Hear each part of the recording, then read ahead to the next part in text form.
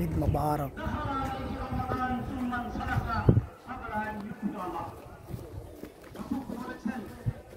ওই ব্যক্তি হতভাগ্য, ওই ব্যক্তি প্রভাবপুরা, যার কাছে রমজানুল মুবারক মাস আসলো, আর তারপরেও সে তার গুনাহ মাফ করাইতে পারল না, এভাবেই রমজান বিদায় নিয়েছে। আসেনি এরকম লোক? কি বলেন, আসে না এরকম?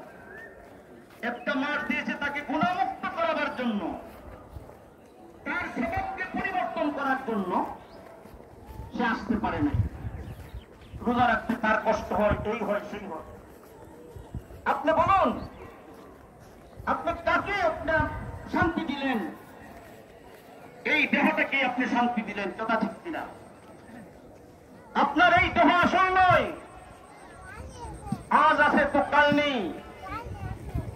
দেহ তো মাটির সাথে মিশে যাবে, পোকা মাকড় খেয়ে ফেলবে, কথা ঠিক কিনা? আসল কি বলেন? আসল হল আপনার আত্মা, এই রূহ আসল। যেই রূহ আল্লাহ পাক আমার আপনার ভিতরে ঢুকায় দিয়েছেন, যেই রূহের দ্বারাই আমরা চলাফেরা করতেছি, অনেক কিছু করতেছি, এই রূহ যেদিন আমার এই দেহ থেকে চলে যাবে, তখন আপনার দেহের আর কোনো মূল্য থাকবে না, আর কোনো মূল্য থাকবে না, কথা ঠিক কিনা? আত্মার তো মৃত্যু নেই। আত্মার মৃত্যু নেই কেন? আমরা কি বলি যখন একজন মানুষ মারা যায়, মাইকে যখন ঘোষণা করে তখন কি বলে? অমুকের ছেলে অমুক ইন্তেকাল করেছে। কি বলেন, কি কয়? এই কথা কয় না? অমুকের ছেলে অমুক ইন্তেকাল করেছে। এটা তো একটা আরবি শব্দ।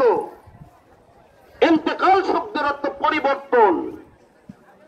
দুনিয়ার জীবন শেষ করে আপনি পরকালীন জীবনে চলে গেলেন।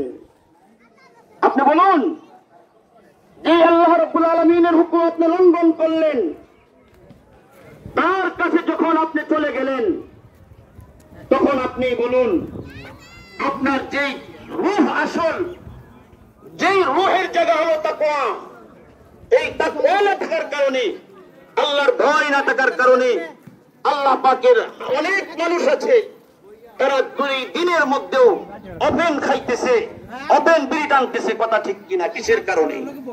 তাকওয়া নাই, আল্লাহর ভয় নাই।